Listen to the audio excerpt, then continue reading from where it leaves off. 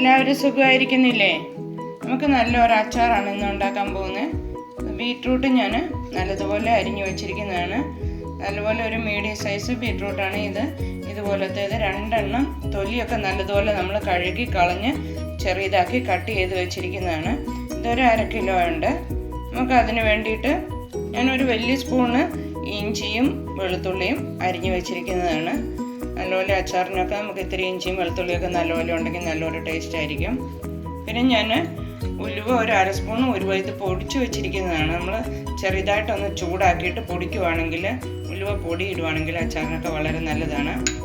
1/2 spoon കടുക് ഇടാം, ഒരു വലിയ സ്പൂണ് മുളക് പൊടി ഇടാം, പിന്നെ നമുക്ക് 1 സ്പൂണ് മഞ്ഞൾ പൊടിയും കൂടിയും വേണം.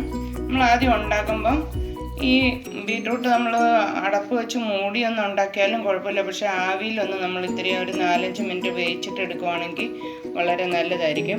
പിന്നെ നമ്മൾ ഇതിനകത്തൊരു 1/2 കപ്പ് വിനാഗിരിയും കൂടിയും ചേർക്കുന്നുണ്ട് പുളിക്ക് വേണ്ടി. പിന്നെ ഉപ്പ് നീരായിട്ടാണ് നമ്മൾ ചേർക്കുന്നത്. ഉപ്പ് ഞാൻ ആവശ്യത്തിനുള്ള ഉപ്പ് ഇട്ട് ഒരു 1/2 കപ്പ് വെള്ളം തിളപ്പിച്ച് വെച്ചിരിക്കുന്നതാണ്. ഇത് പച്ചവെള്ളം നമ്മൾ ഒഴിക്കാതിരിക്കുകയാണല്ലോ അച്ചാറിനൊക്കെ. നമുക്കൊന്ന് ആവിയിലൊന്ന് വേവിപ്പിച്ചെടുക്കാം. ആദ്യം നമുക്ക് ബീറ്റ്റൂട്ട് ഒരു 4-5 മിനിറ്റ് ആവിയിലൊന്ന് വേവിപ്പിച്ചെടുക്കാം. ആ സമയത്ത് തന്നെ നമുക്ക് ഇതിൻ്റെ കൂട്ടത്തിൽ മസാലയും കൂടി ഒന്ന് വഴറ്റിയെടുക്കാം. നമ്മളൊരു കടായി ചൂടാക്കിയിട്ട് ഒരു 3 സ്പൂൺ എണ്ണ ഒഴിച്ചിട്ടുണ്ട് ഞാൻ. അച്ചാറിന് ഇത്തിരി എണ്ണയൊക്കെ വേണം, അല്ലെങ്കിൽ നമ്മുടെ അച്ചാർ പൂത്തു പോകും. അത് കാരണം ഒരു 3 സ്പൂൺ എണ്ണയാണ് ഒഴിച്ചിരിക്കുന്നത്. നല്ലെണ്ണ ഉള്ളവർ നല്ലെണ്ണ ഒഴിക്കുവാണ് ഏറ്റവും നല്ലത്. അതിനകത്ത് ഒരു 1 സ്പൂണ് കടുക് ഇടാം.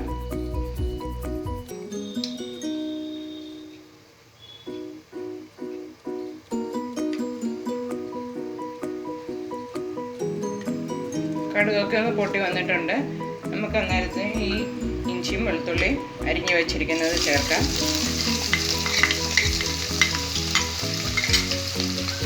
അത് നല്ലതുപോലെ വഴന്നവരെ നമുക്ക് ഇറക്കാം. അതിൻ്റെ കൂടെ തന്നെ നമ്മൾ എടുത്ത് വെച്ചിന് 2 കറിവേപ്പിലയും കൂടെ ഞാനിപ്പോൾ ചേർക്കുവാണ്.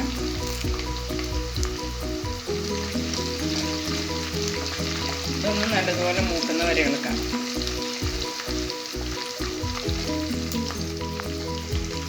വെളുത്തുള്ളിയൊക്കെ നല്ലതുപോലെ ഒന്ന് മൂത്തിട്ടുണ്ട്. നമ്മളിപ്പം ഗ്യാസ് ഒന്ന് നല്ലതുപോലെ സ്ലോ ആക്കണം. സ്ലോ ആക്കിയിട്ട് നമ്മൾ എടുത്ത് വെച്ചിരിക്കുന്ന പൊടികളൊക്കെ ഒന്ന് ചേർക്കാം. ഇത് ഉലുവ പൊടിച്ചത് ഞാൻ ചേർക്കുവാണ്. മുളക് പൊടി നമ്മളൊരു വലിയ സ്പൂണാണ് എടുത്തിരിക്കുന്നത്. ഇത് കാശ്മീരി ചില്ലിപ്പൊടിയാണ്. പിന്നെ അവനവൻ്റെ ആവശ്യമനുസരിച്ച് എരിവ് കൂടുതൽ വേണമെങ്കിൽ പിന്നെ ഇച്ചിരി ചേർക്കാം. ഇത് 1/2 സ്പൂണ് മഞ്ഞൾപ്പൊടി. ഇതും കൂടി ചേർത്ത് നല്ലതുപോലെ നമുക്ക് ഈ പൊടിയുടെയൊക്കെ പച്ചമണം മാറുന്നവരെ നല്ലപോലെ ഒന്ന് ഇളക്കണം.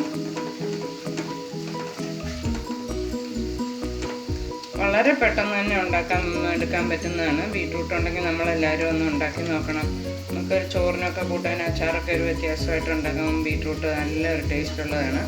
ഇതിൻ്റെ കൂട്ടത്തിൽ ഞാനിപ്പം ഈ വിനാഗിരി ചേർക്കുവാണ്. 1/2 കപ്പ് വിനാഗിരിയാണ് എടുത്തിരിക്കുന്നത്. ഈ തിളപ്പിച്ചാർച്ച ഉപ്പിട്ട് തിളപ്പിച്ചാർച്ച വെള്ളമാണ്. ഇതും കൂടി ചേർക്കാം.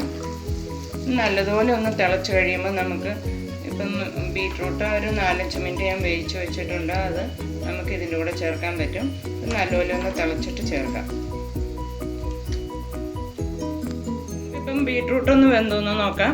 ഒരു 4-5 മിനിറ്റ് വേവിപ്പിച്ചാൽ മതി. ഒത്തിരി കുഴഞ്ഞു പോകണ്ട. ഇതിപ്പോൾ നല്ല ഉണ്ടോ കറക്റ്റായിട്ട് വെന്തിരിക്കുക. നമുക്കിതിനി ഓഫാക്കി മസാലയ്ക്കകത്ത് ചേർക്കാം. ബീറ്റ്റൂട്ട് നമ്മളിപ്പോൾ ഇതിനകത്തോട്ട് ചേർക്കാം. ബീറ്റ്റൂട്ട് കൂടി ചേർത്തിട്ട് ഒരു 2-3 മിനിറ്റ് നമ്മൾ നല്ലതുപോലെ ഒന്ന് തിളപ്പിച്ചിട്ട് എടുക്കണം. പിന്നെ നല്ലതുപോലെ ചൂട് പോയി കഴിയുമ്പോൾ നല്ല ഒരു എയർ ടൈറ്റുള്ള കുപ്പിക്കകത്ത് ഇട്ട് വെച്ച് കഴിഞ്ഞാൽ നമുക്ക് കുറേ നാളിത് ഉപയോഗിക്കാൻ പറ്റും. നല്ലതൊന്ന് ഇളക്കി മിക്സ് ചെയ്യാം.